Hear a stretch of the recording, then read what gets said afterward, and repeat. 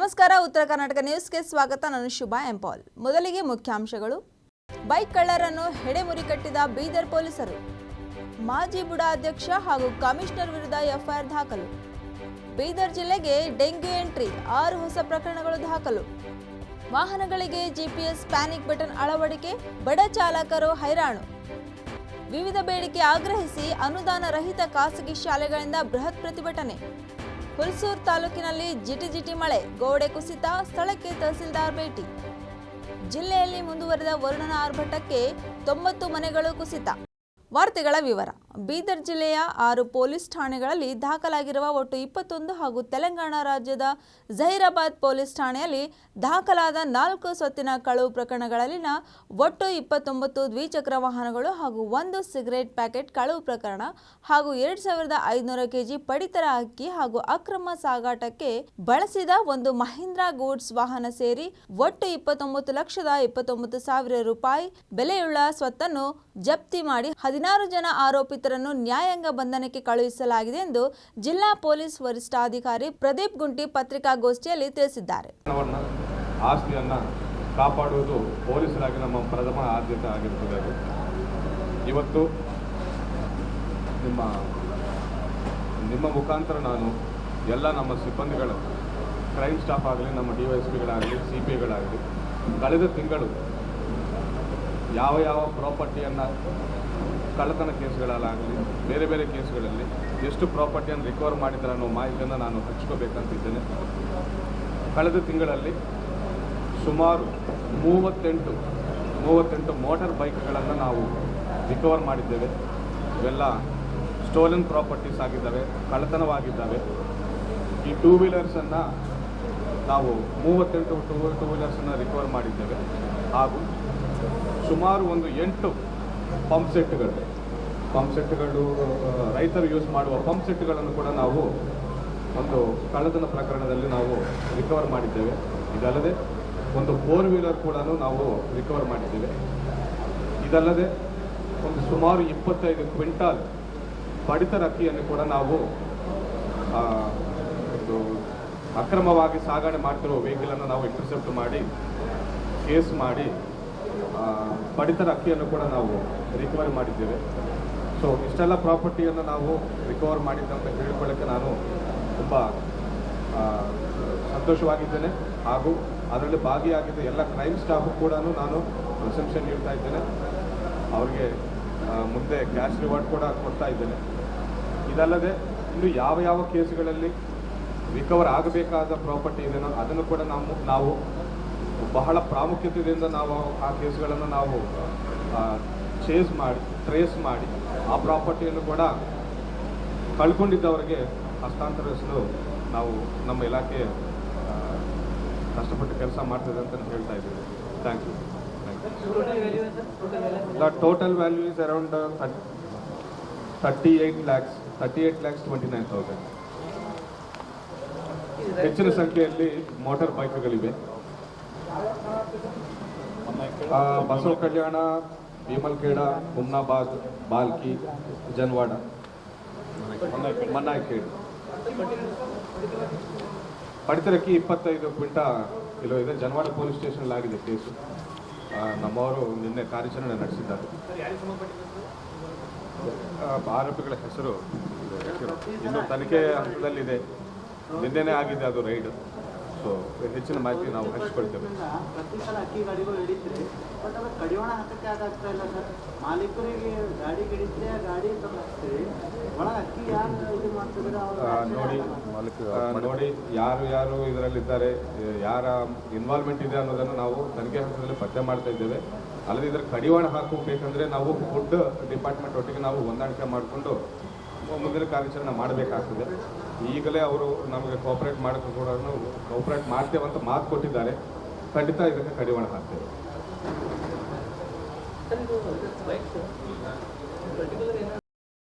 ಬೀದರ್ ನಗರಾಭಿವೃದ್ಧಿ ಪ್ರಾಧಿಕಾರದಲ್ಲಿ ನಡೆದಿದೆ ಎನ್ನಲಾದ ಅವ್ಯವಹಾರಗಳ ಸಂಬಂಧ ಕ್ರಿಮಿನಲ್ ಪ್ರಕರಣ ದಾಖಲಿಸಲು ಜಿಲ್ಲಾ ಪೊಲೀಸ್ ವರಿಷ್ಠಾಧಿಕಾರಿಗಳಿಗೆ ಈಗಾಗಲೇ ಸೂಚಿಸಲಾಗಿದೆ ಎಂದು ನಗರಾಭಿವೃದ್ಧಿ ಸಚಿವ ಬೈರತಿ ಸುರೇಶ್ ನಿನ್ನೆ ತಿಳಿಸಿದ್ದು, ಬೀದರ್ನ ನ್ಯೂಟೌನ್ ಪೊಲೀಸ್ ಸ್ಟೇಷನ್ನಲ್ಲಿ ಪ್ರಕರಣ ಕೂಡ ದಾಖಲಾಗಿದೆ. ಅವ್ಯವಹಾರದಿಂದ ಆಗಿರುವ ನಷ್ಟವನ್ನು ಭರಿಸಲು ಪ್ರಾಧಿಕಾರದ ಹಿಂದಿನ ಅಧ್ಯಕ್ಷರ ವಿರುದ್ಧ ಸಿವಿಲ್ ಪ್ರಕರಣ ದಾಖಲಿಸಿ ವಸೂಲು ಮಾಡಲಾಗುವುದು. ಜೊತೆಗೆ ಕರ್ತವ್ಯ ಲೋಪ ಎಸಗಿರುವುದಕ್ಕೆ ಐಪಿಸಿ 409 ಅಡಿ ಕ್ರಿಮಿನಲ್ ಮೊಕದ್ದಮೆ ದಾಖಲಿಸುವಂತೆ ಬೀದರ್ ಎಸ್ಪಿ ಅವರಿಗೆ ಸಚಿವರು ಕೋರಿದ್ರು. ಅದರ ಪ್ರಕಾರ ಪೊಲೀಸರು ಪ್ರಕರಣವನ್ನು ದಾಖಲಿಸಿದ್ದಾರೆ. ಈಗ ರಾಜ್ಯದಲ್ಲಿ ದಿನದಿಂದ ದಿನಕ್ಕೆ ಇದೀಗ ಡೆಂಗ್ಯೂ ಪ್ರಕರಣಗಳು ಹೆಚ್ಚಾಗುತ್ತಿದ್ದು, ಇದೀಗ ರಾಜ್ಯದ ಗಡಿ ಭಾಗದ ಜಿಲ್ಲೆ ಬೀದರ್ನಲ್ಲೂ ಕೂಡ ಇಂದು 6 ಹೊಸ ಪ್ರಕರಣಗಳು ಪತ್ತೆಯಾಗಿವೆ. ಹೌದು, ರಾಜ್ಯದ ಗಡಿ ಭಾಗದ ಬೀದರ್ ಜಿಲ್ಲೆಯಲ್ಲಿ ಇಂದು 6 ಹೊಸ ಪ್ರಕರಣಗಳು ಪತ್ತೆಯಾಗಿವೆ. ಜಿಲ್ಲೆಯ ಔರಾದ್, ಭಾಲ್ಕಿ ಹಾಗೂ ಬಸವ ಕಲ್ಯಾಣದಲ್ಲಿ ತಲಾ 2 ಪ್ರಕರಣಗಳು ಪತ್ತೆಯಾಗಿವೆ. ಜನವರಿಯಿಂದ ಇಲ್ಲಿಯವರೆಗೆ ಒಟ್ಟು 63 ಪ್ರಕರಣಗಳು ಪತ್ತೆಯಾಗಿವೆ ಎಂದು ಡಿಎಚ್ಒ ತಿಳಿಸಿದ್ದಾರೆ. ಸದ್ಯ ಡೆಂಗ್ಯೂ ಪ್ರಕರಣಕ್ಕೆ ಸಂಬಂಧಿಸಿದಂತೆ ಆರೋಗ್ಯ ಇಲಾಖೆಯು ಹಲವು ಮಾರ್ಗಸೂಚಿಗಳನ್ನು ಹೊರಡಿಸಿದ್ದು, ಡೆಂಗ್ಯೂ ಜ್ವರ ಬರದಂತೆ ತಡೆಗಟ್ಟಲು ಹಲವು ಕ್ರಮಗಳನ್ನು ಜಾರಿಗೊಳಿಸಿದ್ದು, ಮುನ್ನೆಚ್ಚರಿಕಾ ಕ್ರಮವಾಗಿ ಎಲ್ಲಾ ಜಿಲ್ಲೆಯ ಆರೋಗ್ಯ ಅಧಿಕಾರಿಗಳು ಈಗಾಗಲೇ ಕ್ರಮ ಕೈಗೊಂಡಿದ್ದಾರೆ. ವಾಹನಗಳಿಗೆ ಜಿಪಿಎಸ್ ಪ್ಯಾನಿಕ್ ಬಟನ್ ಅಳವಡಿಸಲು ಸರ್ಕಾರ ಆದೇಶ ಮಾಡಿದ್ದು, ಆದರೆ ಸಾರಿಗೆ ಇಲಾಖೆಯಲ್ಲಿ ವಾಹನಗಳ ಎಫ್ಸಿ ಮಾಡಲು ಹೋದಾಗ ಜಿಪಿಎಸ್ ಪ್ಯಾನಿಕ್ ಬಟನ್ ಅಳವಡಿಸಲು 14,700 ರೂಪಾಯಿ, ಅದೇ ರೀತಿ ಪಾಸಿಂಗ್ ಮಾಡಲು 4,000 ರೂಪಾಯಿ ಸೇರಿ ಒಟ್ಟು 18,700 ರೂಪಾಯಿ ತೆಗೆದುಕೊಳ್ಳುತ್ತಿದ್ದು, ಬಾಡಿಗೆ ವಾಹನದಲ್ಲಿ ಯಾರಾದರೂ ಪ್ರಯಾಣಿಕರ ಮಕ್ಕಳು ಪ್ಯಾನಿಕ್ ಬಟನ್ ಒತ್ತಿದರೆ ಅದಕ್ಕೆ ಕೂಡ ದಂಡ ವಿಧಿಸಲಾಗಿದೆ. ಇದನ್ನು ಕೂಡ ರದ್ದುಪಡಿಸಬೇಕು, ಯಾಕಂದ್ರೆ ಬಡ ಚಾಲಕರಿಗೆ ಇದರಿಂದ ಸಮಸ್ಯೆ ಆಗುತ್ತಿದೆ ಎಂದು ಆಗ್ರಹಿಸಿ ಬೀದರ್ನಲ್ಲಿ ಕರ್ನಾಟಕ ಚಾಲಕರ ಒಕ್ಕೂಟ ವತಿಯಿಂದ ರಾಜ್ಯ ಸಾರಿಗೆ ಆಯುಕ್ತರಿಗೆ ಮನವಿ ಪತ್ರವನ್ನು ಸಾರಿಗೆ ಇಲಾಖೆ ಅಧಿಕಾರಿಗಳು ಜಿಲ್ಲಾಧಿಕಾರಿಗಳ ಮುಖಾಂತರ ಮನವಿ ಪತ್ರವನ್ನು ಸಲ್ಲಿಸಿದ್ದಾರೆ.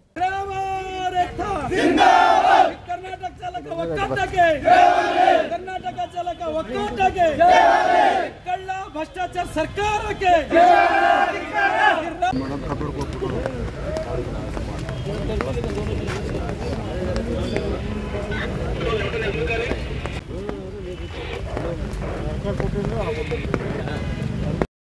ಬೀದರ್ ನಗರಾಭಿವೃದ್ಧಿ ಪ್ರಾಧಿಕಾರದಲ್ಲಿ ನಡೆದಿದೆ ಎನ್ನಲಾದ ಅವ್ಯವಹಾರಗಳ ಸಂಬಂಧ ಕ್ರಿಮಿನಲ್ ಪ್ರಕರಣ ದಾಖಲಿಸಲು ಜಿಲ್ಲಾ ಪೊಲೀಸ್ ವರಿಷ್ಠಾಧಿಕಾರಿಗಳಿಗೆ ಈಗಾಗಲೇ ಸೂಚಿಸಲಾಗಿದೆ ಎಂದು ನಗರಾಭಿವೃದ್ಧಿ ಸಚಿವ ಬೈರತಿ ಸುರೇಶ್ ನಿನ್ನೆ ತಿಳಿಸಿದ್ದು, ಬೀದರ್ನ ನ್ಯೂಟೌನ್ ಪೊಲೀಸ್ ಸ್ಟೇಷನ್ನಲ್ಲಿ ಪ್ರಕರಣ ಕೂಡ ದಾಖಲಾಗಿದೆ. ಇದರ ಹಿನ್ನೆಲೆಯಲ್ಲಿ ಹಾಲಿ ಬುಡಾ ಅಧ್ಯಕ್ಷ ಬಸವರಾಜ್ ಬಾಬಶೆಟ್ಟಿ ಉತ್ತರ ಕರ್ನಾಟಕ ಸುದ್ದಿವಾಹಿನಿಗೆ ರಿಯಾಕ್ಷನ್ ನೀಡಿದ್ದು, ತಪ್ಪಿತಸ್ಥರ ವಿರುದ್ಧ ಕಾನೂನು ರೀತಿಯಲ್ಲಿ ಕ್ರಮವಾಗುತ್ತದೆ. ಈಗಾಗಲೇ ನಮ್ಮ ಕಮಿಷನರ್ ಬೆಂಗಳೂರಿಗೆ ಹೋಗಿದ್ದು, ಹಿರಿಯ ಅಧಿಕಾರಿಗಳ ಮಾರ್ಗದರ್ಶನದಲ್ಲಿ ಮುಂದಿನ ಕ್ರಮ ಜರುಗಿಸಲಾಗುವುದು ಎಂದರು. ಅವರ ಬಗ್ಗೆ ತಾವು ಕೇಳಿದ ಪ್ರಶ್ನೆಗೆ ಇದೇ ತಿಂಗಳು 8/7/24ರಂದು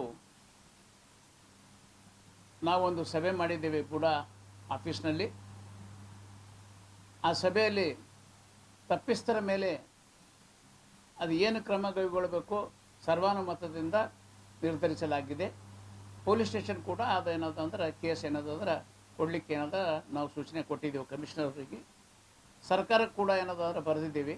ಅದು ಏನು ಹಾನಿ ನಷ್ಟ ಏನಾಗಿದೆ ಅದ್ರ ಬಗ್ಗೆ ಮಾಹಿತಿ ತೊಗೊಂಡು ಏನದ ಸಂಪೂರ್ಣ ಮಾಹಿತಿ ತೊಗೊಂಡು ಆ ಕೇಸ್ ಏನದ ಮತ್ತೆ ಮುಂದುವರಿಸಬೇಕು ಅಂತನ್ನುವಂಥ ವಿಚಾರ ಏನದ ತಿಳಿಸಿದ್ದೀವಿ. ಅದೇ ವಿಷಯಕ್ಕೆ ಏನದ ಕಮಿಷನರ್ ಈಗಾಗಲೇ ಏನದ ಬೆಂಗಳೂರಿಗೆ ಹೋಗಿದ್ದಾರೆ. ಅಲ್ಲಿ ಸರ್ಕಾರಕ್ಕೆ ಏನದಂದ್ರೆ ಹೋಗಿ ಅವರು ಅಂಡರ್ ಸೆಕ್ರೆಟರಿ ಹತ್ರ ಆಗಲಿ ಡೆಪ್ಟಿ ಸೆಕ್ರೆಟರಿ ಹತ್ರ ಹೋಗಿ ವಿಚಾರ ಮಾಡಿಕೊಂಡು ಅದ್ರ ಬಗ್ಗೆ ಏನು ಕಾನೂನು ಕ್ರಮ ಕೈಗೊಳ್ಳಬೇಕು ಅನ್ನೋದ್ರ ಬಗ್ಗೆ ಮಾಹಿತಿ ತೊಗೊಂಡು ಬಂದಮೇಲೆ ಮುಂದೆ ಆ ಕೇಸಿನ ಬಗ್ಗೆ ಏನು ಮಾಡಬೇಕು ಅನ್ನೋದು ನಾವೆಲ್ಲ ನಿರ್ಣಯ ತಗೊಳ್ತೀವಿ.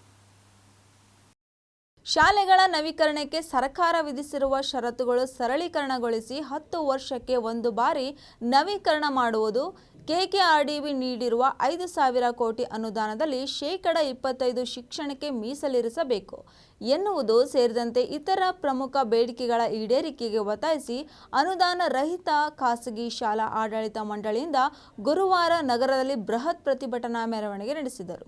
ಮಳೆಯನ್ನು ಲೆಕ್ಕಿಸದೆ ಸಾವಿರಾರು ಮಕ್ಕಳು, ಶಿಕ್ಷಕರು ಇಲ್ಲಿನ ಸಾಯಿ ಸ್ಕೂಲ್ ಆವರಣದಲ್ಲಿ ಸೇರಿಕೊಂಡು ಬೃಹತ್ ಪ್ರತಿಭಟನಾ ರ್ಯಾಲಿ ಮುಖಾಂತರ ಆರ್ ಮಾರ್ಷಲ್ ಕರಿಯಪ್ಪ ವೃತ್ತ, ಅಂಬೇಡ್ಕರ್ ವೃತ್ತದಿಂದ ಜಿಲ್ಲಾಧಿಕಾರಿಗಳ ಕಚೇರಿಗೆ ತೆರಳಿ ಮುಖ್ಯಮಂತ್ರಿ ಹಾಗೂ ಶಿಕ್ಷಣ ಸಚಿವರಿಗೆ ಜಿಲ್ಲಾಧಿಕಾರಿಗಳ ಮುಖಾಂತರ ಮನವಿ ಪತ್ರವನ್ನು ಸಲ್ಲಿಸಿದರು. ಜಿಟಿ ಮಳೆಯಲ್ಲಿ ಛತ್ರಿ ಹಿಡಿದುಕೊಂಡು ರಸ್ತೆಯಿಂದ ಹೊರಟು ಪ್ರತಿಭಟನಾ ರ್ಯಾಲಿ ಗಮನ ಸೆಳೆಯಿತು. ಈ ಸಂದರ್ಭದಲ್ಲಿ ಕಲ್ಯಾಣ ಕರ್ನಾಟಕ ಅನುದಾನ ರಹಿತ ಖಾಸಗಿ ಶಾಲೆಗಳ ಆಡಳಿತ ಮಂಡಳಿ ಗೌರವ ಅಧ್ಯಕ್ಷರು ಮಾತನಾಡಿ, ಸಂವಿಧಾನ ಕಲಂ 371 ಜೆ ತಿದ್ದುಪಡಿ ಪ್ರಕಾರ 7 ವರ್ಷ ಶಾಲೆ ನಡೆಸುವವರಿಗೆ ಅನುದಾನ ನೀಡುವಂತಿದೆ. ಆದರೂ ಸಹ ಇದನ್ನು ಜಾರಿಗೆ ತಂದು ಶಿಕ್ಷಣ ಸಂಸ್ಥೆಗಳಿಗೆ ಅನುಕೂಲ ಮಾಡಿಕೊಡುತ್ತಿಲ್ಲ ಎಂದು ಆರೋಪಿಸಿದರು.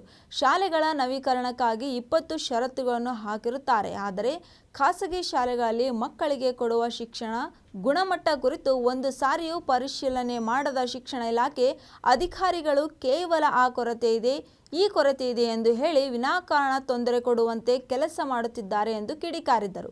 ಮಕ್ಕಳಿಗೆ ಉತ್ತಮ ಜ್ಞಾನ ನೀಡಿ ಅವರ ಭವಿಷ್ಯ ರೂಪಿಸಲು ನಿರತರಾದ ಶಿಕ್ಷಕರು ಯಾವ ಸ್ಥಿತಿಯಲ್ಲಿ ಕೆಲಸವನ್ನು ಮಾಡುತ್ತಿದ್ದಾರೆ, ಏನು ಸಮಸ್ಯೆಗಳಿವೆ ಎಂಬುದನ್ನು ಸರ್ಕಾರ ಅರ್ಥ ಮಾಡಿಕೊಳ್ಳದೆ ಅನ್ಯಾಯ ಮಾಡುತ್ತಿದೆ ಎಂದು ದೂರಿದರು. ಇದೇ ವೇಳೆ ಮಂಡಳಿಯ ಪ್ರಮುಖರು ಮಾತನಾಡಿ, ಎಸ್ಎಸ್ಎಲ್ಸಿ ಪರೀಕ್ಷೆಯಲ್ಲಿ ಉತ್ತಮ ಫಲಿತಾಂಶ ಪಡೆದು ರಾಜ್ಯ ಮಟ್ಟದಲ್ಲಿ ಬೀದರ್ ಜಿಲ್ಲೆಯನ್ನು ಗುರುತಿಸುವಂತೆ ಕೆಲಸ ಮಾಡುವುದರೊಂದಿಗೆ ಜಿಲ್ಲೆಯ ಮಾನ ಮರ್ಯಾದೆ ಇಟ್ಟಿದ್ದು ಖಾಸಗಿ ಶಾಲೆಗಳು ಎಂಬುದು ಸರ್ಕಾರ ಮರೆಯಬಾರದು. ಆದರೆ ನಮಗೆ ಸಿಗಬೇಕಾದ ಅನುದಾನ ಸಿಗದೆ ಕಷ್ಟ ಸ್ಥಿತಿಯಲ್ಲಿ ಬದುಕುತ್ತಿದ್ದೇವೆ. ಇದನ್ನು ಸರ್ಕಾರ ಅರ್ಥ ಮಾಡಿಕೊಂಡು ಬೇಡಿಕೆಗಳನ್ನು ಈಡೇರಿಸದಿದ್ದರೆ ಬರುವ ದಿನಮಾನಗಳಲ್ಲಿ ಜಿಲ್ಲೆಯ ಸಚಿವರಿಗೆ, ಶಾಸಕರಿಗೆ ಮುತ್ತಿಗೆ ಹಾಕಿ ಪ್ರತಿಭಟನೆ ನಡೆಸಲಾಗುತ್ತದೆ ಎಂದು ಸರ್ಕಾರಕ್ಕೆ ಎಚ್ಚರಿಕೆ ನೀಡಿದರು. ಬೃಹತ್ ಪ್ರತಿಭಟನಾ ಮೆರವಣಿಗೆಯಲ್ಲಿ ಅನುದಾನ ರಹಿತ ಖಾಸಗಿ ಶಾಲಾ ಆಡಳಿತ ಮಂಡಳಿ ಜಿಲ್ಲಾಧ್ಯಕ್ಷ ರಾಜು ಮಣಿಗೇರಿ, ಬಸವ ಕಲ್ಯಾಣ ತಾಲೂಕಿನ ಮುಚ್ಚಳಂಬ ಪೂಜ್ಯರಾದ ಪ್ರಣವಾನಂದ ಸ್ವಾಮೀಜಿ, ಜಿಲ್ಲಾ ಕನ್ನಡ ಸಾಹಿತ್ಯ ಪರಿಷತ್ ಅಧ್ಯಕ್ಷ ಸುರೇಶ್ ಚಂದ್ರಶೆಟ್ಟಿ ಸೇರಿದಂತೆ ತಾಲೂಕಿನ ಅಧ್ಯಕ್ಷರು,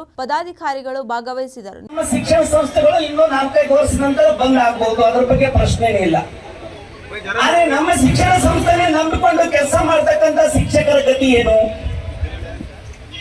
ಖಾಸಗಿ ಶಿಕ್ಷಣ ಸಂಸ್ಥೆಯಲ್ಲಿ ಇರ್ತಕ್ಕಂತ ಶಿಕ್ಷಕರಿಗೆ ಸರ್ಕಾರ ಉದ್ಯೋಗ ಕೊಡಬಹುದಾ? ಇಲ್ಲ. ನಾವು 8 ಸಮಸ್ಯೆಗಳನ್ನು ಹೋರಾಟ ಮಾಡೋದು, ಸರ್ ನೀವು ಏನ್ ಮಾಡ್ತೀರಿ ಮಾಡ್ರಿ, ನಾವಂತೂ ಬರ್ಲಕ್ ತಯಾರಿದ್ದೀವಿ. ಸಾಲಿ ಕೀಲಿ ಆಗ್ತದೆ ಸರ್, ನಮ್ಗೆ ಅವಶ್ಯಕತೆ ಇಲ್ಲ, ಏನ್ ಮಾಡೋದ, ಬಟ್ ನಾವು ಹೋರಾಟದ ಕಿಚ್ಚು ಹಚ್ಚಬೇಕಂತ ತೀರ್ಮಾನ ಮಾಡಿ ಇವತ್ತು ನಮ್ಮ ಬಸವ ಕಲ್ಯಾಣ ಅಧ್ಯಕ್ಷರಾದಂತ ಕನರಾಜ್ ದೊಡ್ಡಮನಿಯವರು ಇರ್ಬೋದು, ಹುಮನಾಬಾದಿನ ತಾಲೂಕು ಅಧ್ಯಕ್ಷರಾದ ಸುರೇಂದ್ರ ಹುಡುಗಿಕರ್ ಇರ್ಬೋದು, ಗುಂಡಾಯಿ ತೀರ್ಥ ಅವರು ಇರ್ಬೋದು, ಅವರ ತಾಲೂಕಿನ ಅಧ್ಯಕ್ಷರಾದಂತ ಸಂಜಯ್ ಶೆಟ್ಟರ್ ಅವರು ಇರ್ಬೋದು, ಕಮಲ್ನಗರ್ ತಾಲೂಕಿನ ಅಧ್ಯಕ್ಷರಾದಂತ ಸಂಜು ಕುಮಾರ್ ಕಂಟಾಳೆ ಅವರು ಇರ್ಬೋದು, ಬಾಲ್ಕಿ ತಾಲೂಕಿನ ನಮ್ಮ ಸಂಘದ ಅಧ್ಯಕ್ಷರಾದ ಅಕ್ಷಯ್ ಮುಕ್ತಾ ಇರ್ಬೋದು, ಬೀದರಿನ ಅಧ್ಯಕ್ಷರಾದಂತ ಸಂದೀಪ್ ಶೆಟ್ಟರ್ ಅವರು ಇರ್ಬೋದು, ಗಣಪತಿ ಸೋಲ್ಪುರ್ ಇರ್ಬೋದು.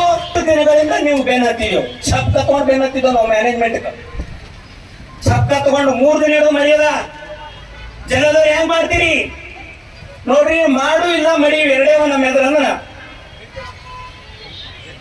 ಬೇಕು. ಹುಲ್ಸೂರಿನ ಅಧ್ಯಕ್ಷರಾದಂತ ಫೈಜ್ ಅವರು ಇದ್ದಾರೆ, ಹೊಸದಾಗಿ ಆಯ್ಕೆ ಆಗಿದ್ದಾರೆ. ಚಿಡುಗುಪ್ಪ ಅಧ್ಯಕ್ಷರು ಸ್ವಲ್ಪ ಮಲಗಿದ್ದಾರೆ, ಬರ್ತಾರ ಅವ್ರು ನಾಳೆ ನಾಡಿದ್ದು. ಹಾಗಾಗಿ ನಾವು ಮಾಡಬೇಕು ಪ್ರಶ್ನೆ ಇಲ್ಲ ಸರ್. ಇದು ಬಹಳ ದುರ್ದೈವದ ಸಂಗತಿ ನಮ್ದು. ಇವತ್ತು ನಮ್ಮ ಕರ್ನಾಟಕದಲ್ಲಿ ಈ ಸರ್ಕಾರ ಇತ್ತು, ಕಳೆದ ಸಲ ಅದನ್ನು ಕೂಡ ಒಂದು ದರಿದ್ರ ಸರ್ಕಾರ ಇತ್ತು. ನಾವು ಶಿಕ್ಷಣ ಮಂತ್ರಿ ಅಂಗಿ ಹಿಡಿದಿದ್ದೀನಿ ನಾನು. ಕರ್ನಾಟಕದಲ್ಲಿ ಇರ್ತಕ್ಕಂಥ ಎಲ್ಲ ಸಾಹಿತ್ಯಗಳನ್ನು ಬೆಂಗಳೂರಲ್ಲಿ ಕೂಡ ಹಾಕಿದ್ದೀನಿ. ನಿಮ್ಮ ಸಾಹಿತ್ಯ ಉಳಿಬೇಕಾ? ನೀವು ಸಾಹಿತ್ಯ ಸಮ್ಮೇಳನ ಮಾಡ್ಬೇಕಾ? ನಮ್ಮ ಶಾಲೆ ಉಳಿಸ್ರಿ. ಮೊದಲು ಏನ್ ಮಾಡ್ತೀರಿ ಮಾಡಿ. ಅದು ಮಾಡಿದ್ರು ಸಹಿತ ಸರ್ಕಾರ ಚುಮ್ಮ ಲಗ್ತಾ ಇರಲಿಲ್ಲ. ಆ ದುಡ್ಡೆಲ್ಲ ರಾಜ್ಯದ ಏನು ಅಧ್ಯಕ್ಷರು ವಿವಿಧ ಜನ ಕೂಡಿ ರಾಜ್ಯದ ಹಣವನ್ನ ಕೊಳ್ಳೆ ಹೊಡಿತಾ ಇದ್ದಾರೆ. ಈ ಮಕ್ಕಳಿಗಾಗಿ ದುಡಿತಾ ಇದ್ದ ಟೀಚರ್ಗೆ ಅನುದಾನ ಕೊಡಕ್ ಆಗ್ತಾ ಇಲ್ಲ ಅಂದ್ರೆ ಇವ್ರಿಗೆ ನಾಚಿಕೆ ಆಗ್ಬೇಕು. ನಾವು ಮುಂದಿನ ಬರುವ ದಿನಗಳಲ್ಲಿ ಈ ರಾಜ್ಯದ ಎಲ್ಲ ಶಿಕ್ಷಣ ಮಂತ್ರಿಗಳನ್ನ ಮತ್ತು ಎಲ್ಲ ಮಂತ್ರಿಗಳನ್ನ ನಾವು ಅವರ ಮನೆಗಳಿಗೆ ಘೆರವಾಗ್ತಕ್ಕಂಥ ಕಾರ್ಯಗಳನ್ನು ಮಾಡ್ಕೊಂಡಿದ್ದೇವೆ. ನಂತರ ಈ ಜಿಲ್ಲೆಯ ಮೊದಲಿಗೆ ನಾವು ನಮ್ಮ ಜಿಲ್ಲೆಯ ಎಲ್ಲ ಮಂತ್ರಿಗಳ ಹಾಗೂ ಈ ಶಾಸಕರುಗಳ MLCಗಳ ಮನೆಗಳನ್ನು ನಾವು ಮುತ್ತಿಗೆ ಹಾಕುವಂತ ಕಾರ್ಯಗಳನ್ನು ಮಾಡಬೇಕಾಗಿದೆ. ಇದು ಬಹಳ ದಿನ ಇಲ್ಲ ಆರಂಭವಾಗಿದೆ. ಇವಾಗ ಎಷ್ಟು ಮಳೆ ಇದ್ರೇನು ಏನೇ ಇದ್ರು ನಾವು ಎದಿಗುಂದದೆ ನಾವು ಕೆಲಸ ಮಾಡ್ತಾ ಇದ್ದೀವಿ. ನಾವು ಇದನ್ನ ನಿರಂತರವಾಗಿ ನಾವು ಶಾಲೆಗಳನ್ನ 1 ತಿಂಗಳು ಮಾಡಿದ್ರೆ ಏನು ತಪ್ಪಿಲ್ಲ. ನಾವು 15 ದಿವಸ ಆಗ್ಬೋದು, ತಿಂಗಳಾದ್ರೂ ಶಾಲೆಗಳ ಬಂದ್ ಮಾಡೋಣ. ಯಾಕಂದ್ರೆ ನಮ್ಮ ಉಪಜೀವನಗಳು ನಾವು ನೋಡ್ಬೇಕಾಗಿದೆ. ಯಾಕಂದ್ರೆ ನಮಗೆ ತಗೊಳ್ತಿಕೊಂಡಂತಹ ಈ ನಮ್ಮ ಅಧ್ಯಕ್ಷರುಗಳು ಶಾಲಾ ಆಡಳಿತ ಮಂಡಳಿಯವರು ಏನ್ ಹೇಳ್ತಾರೆ, ನಾನು ನಿಮಗೆ 1 ವರ್ಷದಲ್ಲಿ ಸ್ಯಾಲರಿ ಆಗುತ್ತೆ, 2 ವರ್ಷದಲ್ಲಿ ಸ್ಯಾಲರಿ ಆಗುತ್ತೆ ಗೊತ್ತಿರಲ್ಲ ಪಾಪ ಅವರಿಗೆ. ಇವರು ಏನು ಬರ್ಕೊಟ್ಟಿದ್ದಾರೆ ಎಂಬುದೇ ಟೀಚರ್ಸ್ ಯಾರಾದ್ರೂ ಹೇಳಿದ್ದಾರೆ ಏನು ಯಾರಾದ್ರೂ? ಬೀದರ್ ಜಿಲ್ಲೆಯ ನೂತನ ತಾಲೂಕು ಕೇಂದ್ರವಾಗಿರುವ ಹುಲ್ಸೂರು ಪಟ್ಟಣದಲ್ಲಿ ಮಳೆಯಿಂದ ವಾರ್ಡ್ ನಂಬರ್ 2ರಲ್ಲಿ ಬರುವ ಕಾಶಪ್ಪ ಪಾಟ್ನೆಯವರ ಮನೆ ತಡರಾತ್ರಿ ಮಳೆಯಿಂದ ಕುಸಿದಿರುವುದಾಗಿ ತಿಳಿದು ಬಂದಿದೆ. ಬೆಳಗ್ಗೆ ಮಾಹಿತಿ ತಿಳಿದ ಕೂಡಲೇ ತಹಸೀಲ್ದಾರ್ ಶಿವಾನಂದ ಮೇತ್ರೆ, ಕಂದಾಯ ನಿರೀಕ್ಷಕರಾದ ಶರಣು ಪವಾಡ್ ಶೆಟ್ಟಿ, ಗ್ರಾಮ ಲೆಕ್ಕಿಗ ನಾಗರಾಜ್ ಭೇಟಿ ನೀಡಿ ಪರಿಶೀಲಿಸಿದರು. ಸಂತ್ರಸ್ತ ಕುಟುಂಬಸ್ಥರ ಜೊತೆ ಮಾತನಾಡಿ ಪರಿಹಾರ ಒದಗಿಸಿಕೊಡುವುದಾಗಿ ತಿಳಿಸಿ ಇರಲು ಬೇರೆ ಕಡೆ ವ್ಯವಸ್ಥೆ ಮಾಡಬೇಕಾ ಎಂದು ಕೇಳಿದರು. ಮಳೆಯಿಂದ ಈಗಾಗಲೇ 8 ಮನೆಗಳು ಬಿದ್ದಿವೆ. ಇನ್ನು 2 ದಿವಸ ಮಳೆ ಇರುವುದಾಗಿ ಹವಾಮಾನ ಇಲಾಖೆ ತಿಳಿಸಿದೆ. ಆದ್ದರಿಂದ ಹುಲ್ಸೂರು ತಾಲೂಕಿನ ಸಾರ್ವಜನಿಕರು ಜಾಗೃತಿಯಾಗಿರಬೇಕು ಎಂದು ಸಲಹೆ ನೀಡಿದರು. ಹುಲ್ಸೂರು ತಾಲೂಕಿನಲ್ಲಿ ಜೂನ್ ತಿಂಗಳಲ್ಲಿ ಈಗಾಗಲೇ 8 ಮಳೆಯಿಂದಾಗಿ ಮನೆಗಳ ಬಿದ್ದ ವರದಿಯಾಗಿದ್ದು, ಇವತ್ತು ಹುಲ್ಸೂರು ಗ್ರಾಮದಲ್ಲಿ ಕಾಶಿನಾಥ್ ಅವ್ರದ್ದು ಮನೆ ಬಿದ್ದ ಸುದ್ದಿ ತಿಳಿದ ತಕ್ಷಣ ಅವ್ರ ಮನೆ ಇವತ್ತು ನಾವು ಪರಿಶೀಲನೆ ಮಾಡಿದೆವು. ನಾವು ಮತ್ತು ಕಂದಾಯ ನಿರೀಕ್ಷಕರ ಗ್ರಾಮಾಡಳಿತಾಧಿಕಾರಿಗಳೆಲ್ಲ ಸೇರಿ, ಮತ್ತು ಇವತ್ತು ಅಥವಾ ನಾಳೆ ನಮ್ಮ TRI ಜೈ ಬಂದು ಅವರು ಎಷ್ಟು ಪರ್ಸೆಂಟೇಜ್ ಕೊಡ್ತಾರೆ ಆ ಪರ್ಸೆಂಟೇಜ್ ಆಧಾರ ಮೇಲೆ ನಾವು ಎಲ್ಲರಿಗೂ ಸಹ ಅವರು ಖಾತೆಯ ನಂಬರ್ಗಳು ತೊಗೊಂಡು ಅವರಿಗೆ ನೇರವಾಗಿ ನ್ಯಾಚುರಲ್ ಕ್ಲೈಮೇಟಿಂದ ಅವ್ರಿಗೆ ನಾವು ಪರಿಹಾರವನ್ನು ವಿತರಣೆ ಮಾಡ್ತೀವಿ. ಸರ್, ಈಗ 7-8 ದಿವಸ ಆಯ್ತು ಮಳೆಗೆ ಬೀಳತ್ತದಲ್ಲ, ಇದರೊಳಗೆ ಎಷ್ಟು ತಾಲೂಕಿನಲ್ಲಿ ಎಷ್ಟು ಮನೆಗಳು ಬಿದ್ದಿವೆ? ಈಗಾಗಲೇ ಜೂನ್ ಅಂತ್ಯಕ್ಕೆ 8 ಮಳೆ ಬಂದು ಇವತ್ತಿಗೂ 9ನೇದು, ಮತ್ತು ಇನ್ನೂ ಸಹ ವರದಿ ಬರಬೇಕಾಗಿದೆ ಮಿರ್ಕಲ್ಲು ಅಥವಾ ಬೇಲೂರು ಇದಕ್ಕೆ. ಇವತ್ತು ಸಾಯಂಕಾಲ ತಗೊಂಡು ಅದಕ್ಕೆ ನಾವು ಅಪ್ಡೇಟ್ ಕೊಡ್ಬೇಕು. ಈ ಮಳೆಯಿಂದ ಎಷ್ಟು ದಿನ ಅದ ಸರ್? ಈಗ ಮನೆ ಇನ್ನೂ 2 ದಿವಸ ಅಂತೇಳಿ ಮುನ್ಸೂಚನೆ ಹವಾಮಾನ ಇಲಾಖೆಗೆ ಬಂದಿದೆ. ಅದಕ್ಕಿಂತೆಲ್ಲ ಸಾರ್ವಜನಿಕರು ಮುಂಜಾಗ್ರತಾ ಕ್ರಮವಾಗಿ ಇಂಥ ಯಾವುದಾದ್ರೂ ಮನೆಗಳು ಬಿರುಕಿಲ್ಲ ಅಥವಾ ತಮ್ಮ ಪಕ್ಕದ ಸೇಫ್ಟಿ ಇರಬೇಕು, ಅಥವಾ ಅವರಿಗೆ ಯಾವುದೇ ರೀತಿ ಅಕ್ಕಪಕ್ಕ ಅಥವಾ ಸಂಬಂಧಿಕರ ಮನೆ ಇಲ್ಲದೆ ಹೋಗೋದಿಲ್ಲ ನಮ್ಮ ಗಮನಕ್ಕೆ ತಂದ್ರೆ ನಾವು ಸಂಬಂಧಿಸಿದ ಪಂಚಾಯತ್ ಅಭಿವೃದ್ಧಿ ಮುಖಾಂತರ ನಾವು ಸರ್ಕಾರಿ ಸ್ಕೂಲ್ ಇರ್ಬೋದು, ಸಮುದಾಯ ಭವನ ಇರ್ಬೋದು, ಅಲ್ಲಿ ಅವರಿಗೆ ಶಿಫ್ಟ್ ಮಾಡಿ ತಾತ್ಕಾಲಿಕ ವ್ಯವಸ್ಥೆ ಮಾಡೋಕ್ಕೆ ನಾವು ಪ್ರಯೋಜನ ಮಾಡ್ತೀವಿ. ಸರ್, ಈಗ ಮುಸ್ತಾಪುರ್ ಡ್ಯಾಮು 2 ದಿನಗಳ ಕೆಳಗಡೆಯಿಂದ ತುಂಬ ಹರಿಯುವ ಸಂಭವ ಇದೆ ಅಂತ ಹೇಳ್ತಾ ಇದ್ರು. ಇವಾಗ ಹೇಗಿದೆ ಸರ್ ಅಲ್ಲಿ ಪರಿಸ್ಥಿತಿ? ಚಂದ್ರಕಾಂತ್ ಅಂತೇಳಿ ಇಂಜಿನಿಯರ್ ನಿನ್ನೆ ಮಾತಾಡಿದ್ರು ನನಗೆ. ಇನ್ನೂ 1 ಮೀಟ್ರ್ ಏನೋ ಅದರಲ್ಲಿ ಸ್ಟೋರೇಜ್ ಕೆಪಾಸಿಟಿ ಇನ್ನೂ ಬ್ಯಾಲೆನ್ಸ್ ಇದೆ. ಅದು ಒಳಹರಿವು ಮತ್ತು ಹೊರಹರಿವು ಅಂತೀವಿ, ಇದು ಅವರು ಜಡ್ಜ್ ಮಾಡ್ಕೊಂಡು ಡೈಲಿ ಮುಂದೆ ಏನು ಜಾಸ್ತಿ ಒಮ್ಮೆಗೆ ನೀರು ಬಿಡ್ಲಾರ್ದಂಗೆ ಮುಂದೆ ಸಾಕಷ್ಟು ಹಳ್ಳುಗಳಾರ್ದಂಗೆ ರೈತರಿಗೆ ಜಮೀನುಗಳು ನೀರು ನುಗ್ಲಾರ್ದಂಗೆ ಅವ್ರಿಗೆ ನೀರು ಬಿಡ್ಲಾಕ ಮುನ್ಸೂಚನೆ ಈಗಾಗಲೇ ಕೊಟ್ಟಿದ್ದೀನಿ. ಹವಾಮಾನ ಇಲಾಖೆ ವತಿಯಿಂದ ಇನ್ನೂ ಎಷ್ಟು ದಿವಸ ಅಂತ ಮಳೆ ಬರ್ಬೋದು ಅಂತ ಹೇಳಿದ್ರು? ಇನ್ನೂ 2 ದಿವಸ. 2 ದಿವಸ ಮನೆ ಮುನ್ಸೂಚನೆ ಇದೆ. ಸರ್, ಈಗ ಮನೆ ಬಿದ್ದಂಥವ್ರಿಗೆ ಏನು ಪರಿಹಾರ ಕೊಡ್ತೀರಿ? ಮನೆಗಳು ಬಿದ್ದಂಥ ಪರಿಹಾರದವರಿಗೆ ಅದು ನಮ್ಮ TRIದಿಂದ ಇಂಜಿನಿಯರ್ಗಳು ಸಂಬಂಧಪಟ್ಟ ಇಂಜಿನಿಯರು ಅದರ ಪರ್ಸೆಂಟೇಜ್ ಹಾಕ್ತಾರೆ, ಅದಕ್ಕೆ ಎಷ್ಟು ಪರ್ಸೆಂಟೇಜ್ ಬಿದ್ದು ಅಂತೇಳಿ ಆ ಪರ್ಸೆಂಟೇಜ್ ಪ್ರಕಾರ ಅವ್ರಿಗೆ ನಾವು ಅವ್ರದ್ದು ಅಕೌಂಟ್ ನಂಬರ್ ತೊಗೊಂಡು ಆಧಾರ್ ಕಾರ್ಡು ಮತ್ತು ರೇಷನ್ ಕಾರ್ಡ್ ತೊಗೊಂಡು ಅವ್ರಿಗೆ ಡೈರೆಕ್ಟ್ ಅಕೌಂಟಿಗೆ ಜಮಾ ಮಾಡ್ತೀವಿ. ರಾಜ್ಯದ ಹಲವು ಭಾಗಗಳಲ್ಲಿ ಧಾರಾಕಾರ ಮಳೆ ಸುರಿಯುತ್ತಿದ್ದು, ಬೀದರ್ನಲ್ಲಿ ಮಹಾ ಮಳೆಗೆ ಈವರೆಗೆ ಬರೋಬ್ಬರಿ 90 ಮನೆಗಳು ಧರೆಗೆ ಉರುಳಿವೆ.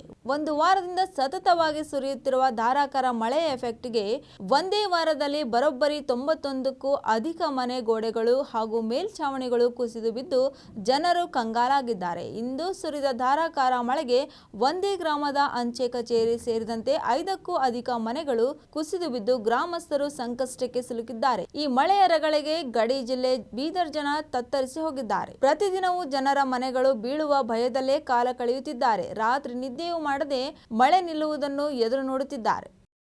ನಿರಂತರ ಸುದ್ದಿಗಾಗಿ ನೋಡ್ತಾ ಇರಿ ಉತ್ತರ ಕರ್ನಾಟಕ ನ್ಯೂಸ್. ಇದು ಕನ್ನಡಿಗರ ಉಸಿರು.